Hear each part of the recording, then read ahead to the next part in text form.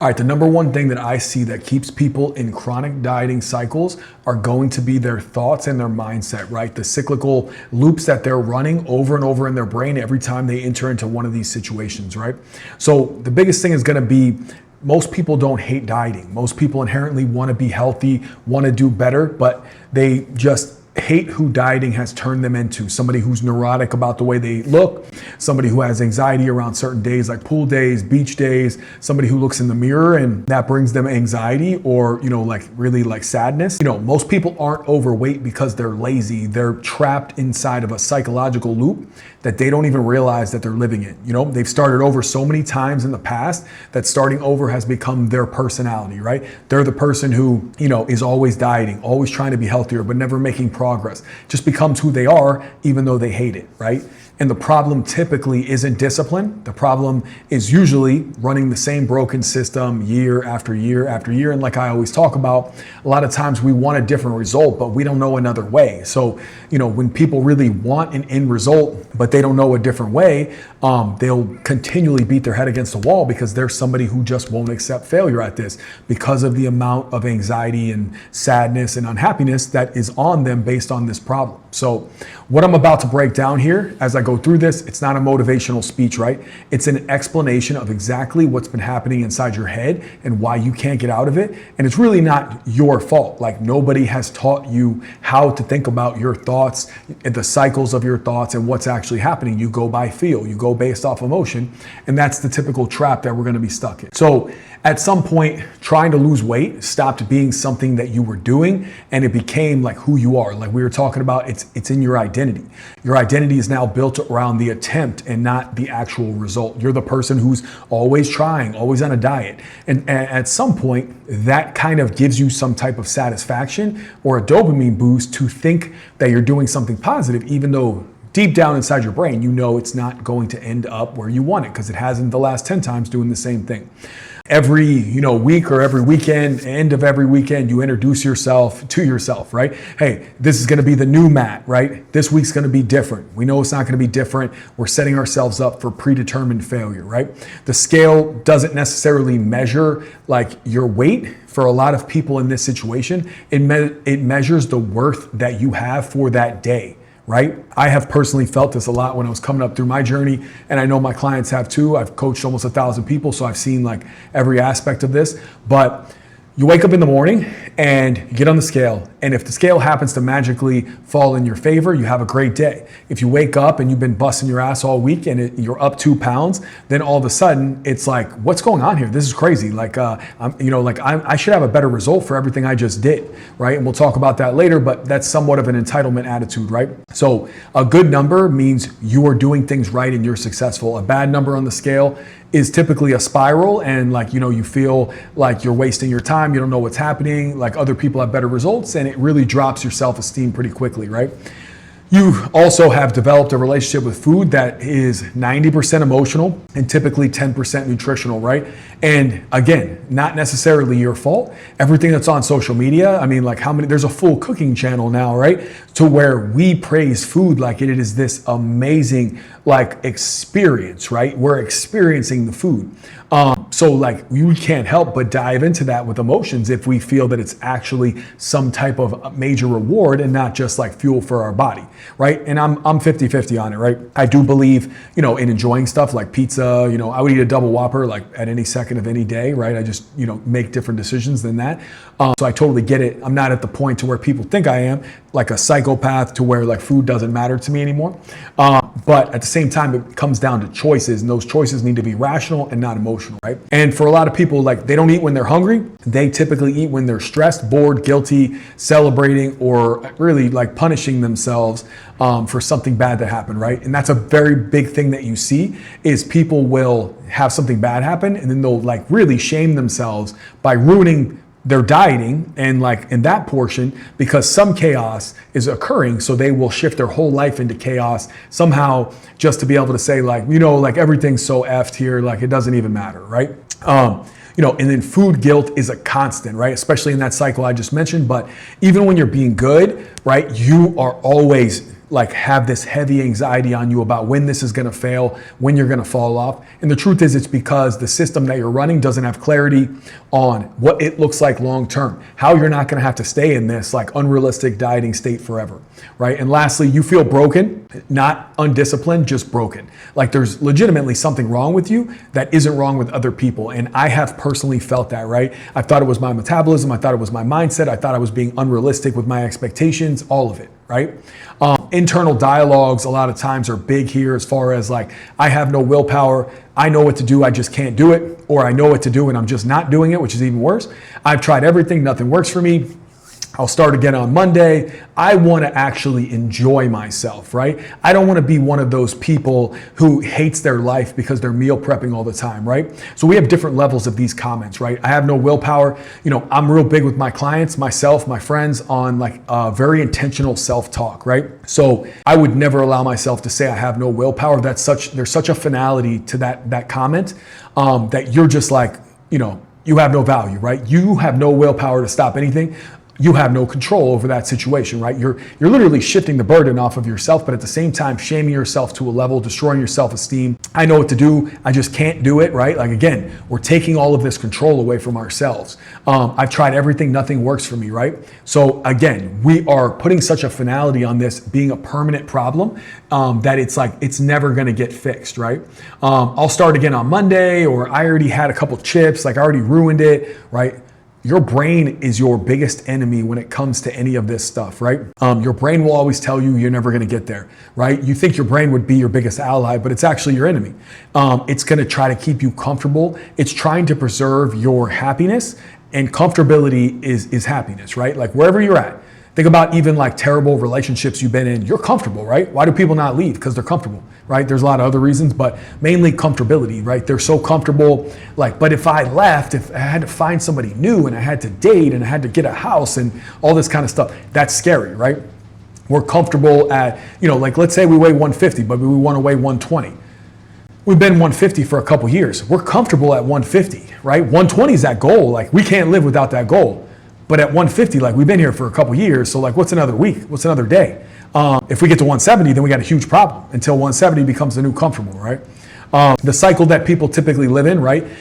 This is a loop. They walk through each stage, like Monday motivation, right? Hey, I'm hitting it hard. You see this a lot of times when people come into my program, right? They're coming in gung-ho.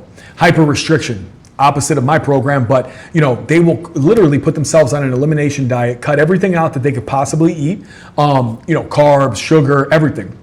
They're literally setting the cycle up to fail, right? They have unrealistic expectations. I want to lose 10 pounds a week, right? There's some keto diets where like, you know, no carbs, whole water, push water out. First week, you might lose 7 or 10 pounds or something, right? But it's unrealistic to think you're going to do that. And it's not even healthy if you look at the science behind it, right? Obsession with the scale, you know, like we talked about, one bad moment and like we just, you know, like we have one bad meal, we have a craving, and then we shame ourselves, blow the whole thing up. You know, we get into, you know, F it mode because if it's already broke, like, you know, like what's another week, like I talked about. Shame spiral, guilt, self-loathing. We withdraw from situations, you know, like we don't even want to do things because like we're just so shameful of like the whole situation that's going on here, right? And then end of the weekend, we're shameful like after, you know, we made some bad decisions on the weekend, and then on Monday we restart the cycle again, right?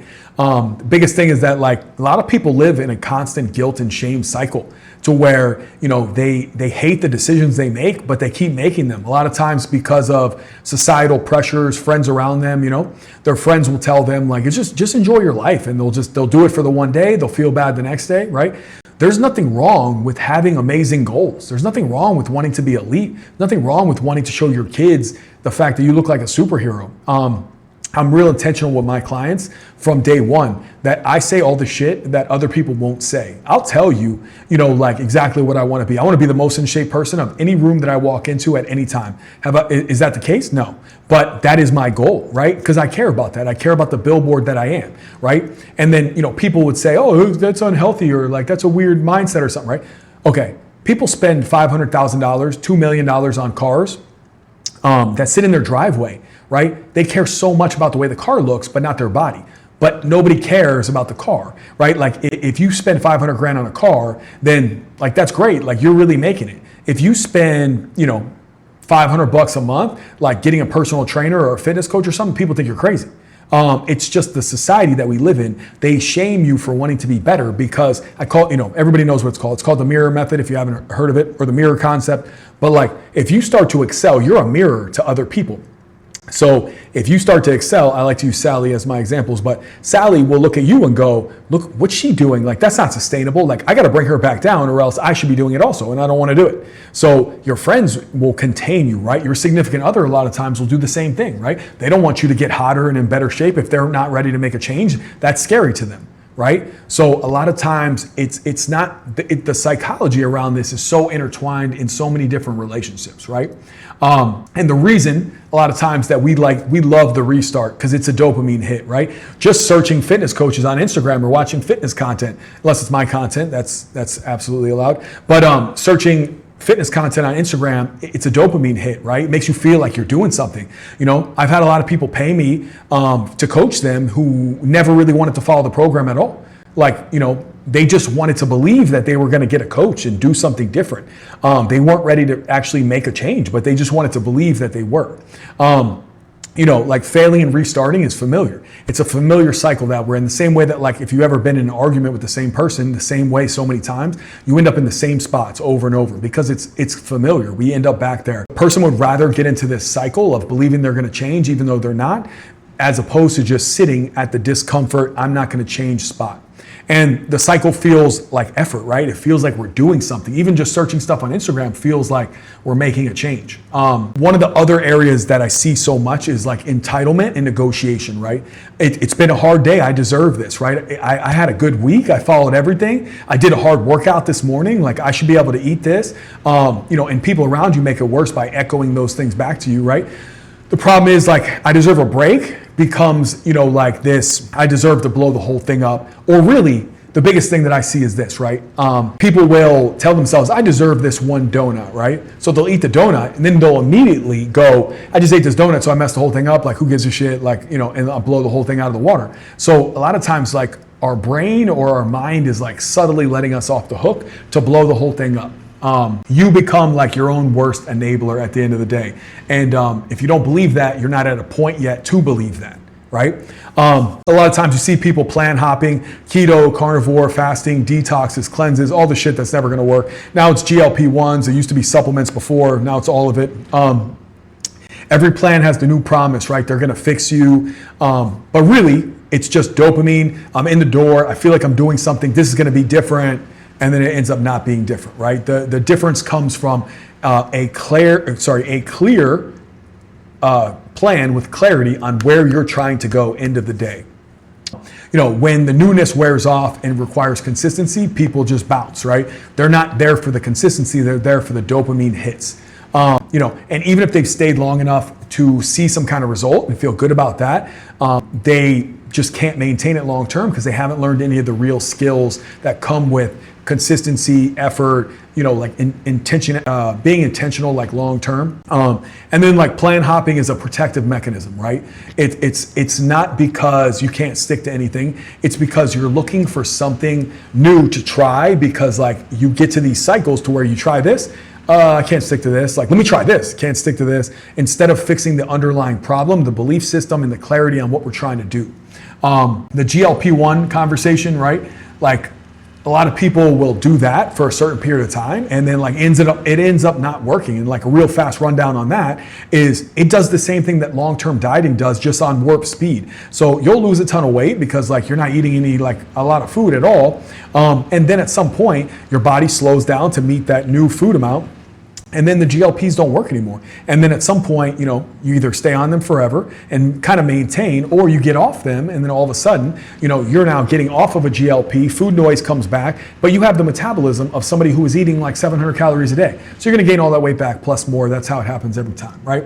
How we view other people is huge too, right? You see somebody in shape and you feel something for them. It could be jealousy, it could be resentment, it could be sadness because you can't get there. You assume, and you have so many attachments to this stuff, like you assume life would be easier, right? That they probably feel better, they enjoy life more, like people love them, right? They have better friendships, all this kind of stuff that we input into our own mind. We shrink social situations, avoid pictures, you stand in the back like when you don't like the way you look, and like there's a toll with that long term. A lot of people feel like they're the overweight person in the room. Nobody pays attention to them. They disregard them right away. They feel judged, embarrassed. Every moment that occurs feels like judgment or like the worst moment they've ever had. And for them, a lot of people, that are in this situation, they feel like the world has gotten smaller, life is harder because their confidence is so low. Like they wake up with a heaviness every day, All right, so how does the weight change like your internal world, right? Like this is one of the areas to where like people have to go deep. It can affect a lot of different things, right? Confidence.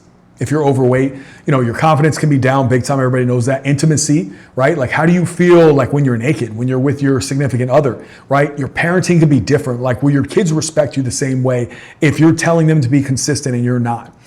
Do people look at you like a leader, or do you feel like a leader? Do you feel like a fraud when you try to give direction to other people on stuff? When you try to teach your kids good habits, how your significant other looks at you. How does your body feel? How's your energy level, your self-respect? How do you carry yourself as a whole? Like, how do you feel if you were watching, and this is one of the biggest examples, I think, and I heard this once and it really stuck with me.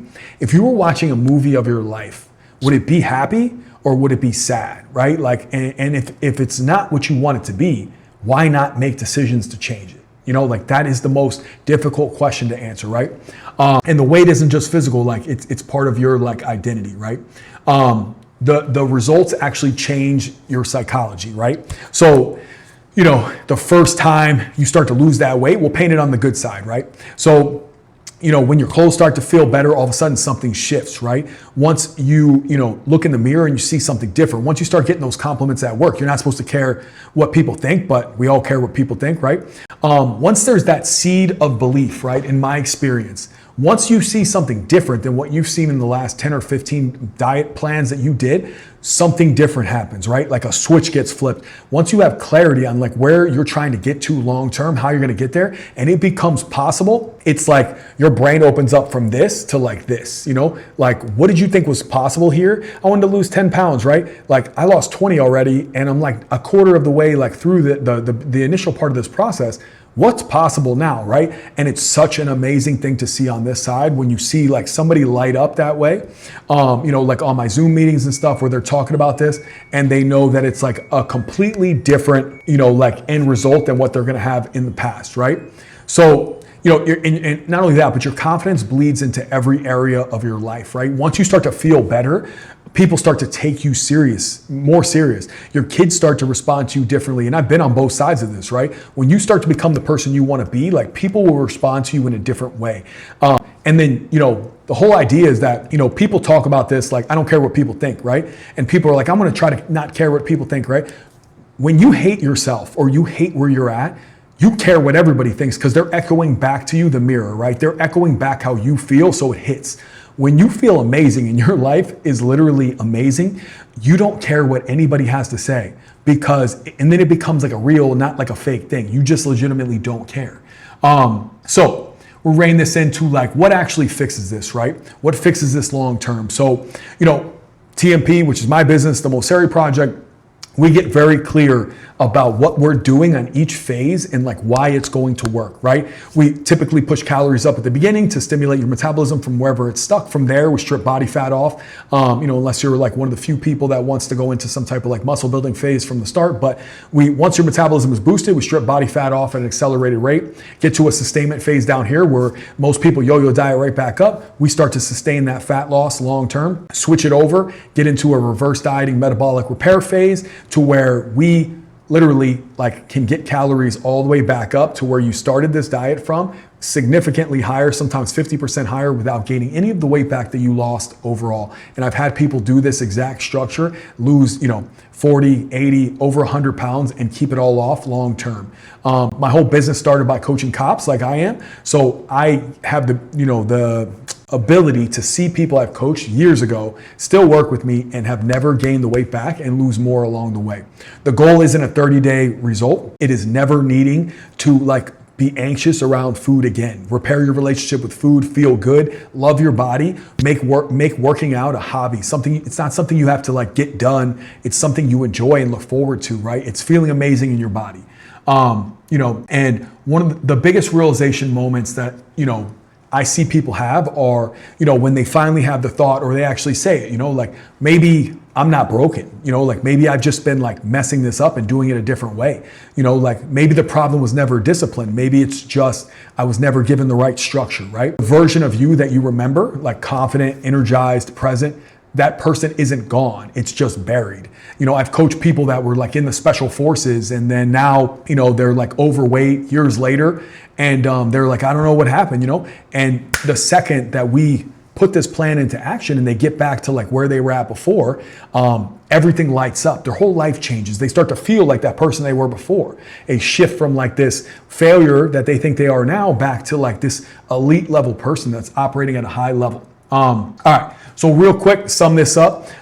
The cyclical thoughts that you have, how we break through those are going to be clarity, right? Clarity on what we're doing and where we're trying to go. You need to have somebody support you. You need a community of people around you that you see that look like you, that are living a similar life to you, that are winning. You see them weekly on group Zooms like we do.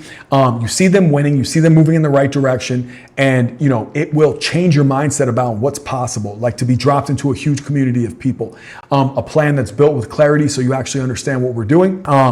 If any of this that I've said hits home with you guys, right, I'd love to have people get a little bit more curious, see what I'm about, see what I'm doing. Go to my Instagram, right? I'll link it into the comments, the caption. Comment the word secret. I'll send you a 5-minute video, a lot shorter than this one, explaining exactly how we hit 5 pillars at the same time that will drastically change your life, change your cyclical thinking, and make you look like a different person.